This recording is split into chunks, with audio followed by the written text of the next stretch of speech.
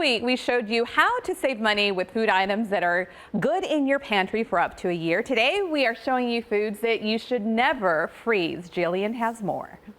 Well, most of us are trying to preserve food right now, and sometimes the best way to do that is to freeze items that we won't be using right now but still want to use down the road. But you might be wondering what foods are not okay to freeze. Well, our partners at Real Simple are breaking it down with 6 surprising foods you should never freeze. First up, hard-boiled eggs. They will get a hard and rubbery texture if you freeze them. You can freeze raw eggs, but it's better to take them out of their shells and freeze individually in ice cube trays. Just stay away from the hard-boiled ones.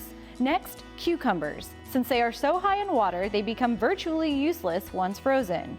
Only time to freeze them is if you are going to use in a smoothie.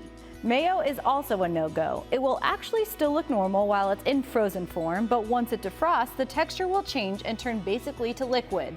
While it won't get you sick if you eat it, it most likely won't taste good. Sometimes we don't go through a whole head of lettuce, but don't freeze this either. Like cucumbers, lettuce contains a lot of water, and as it freezes, it just turns to complete mush.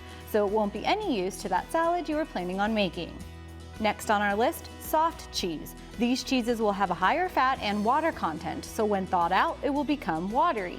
It's best to buy only as much cheese as you can consume in about 2 weeks.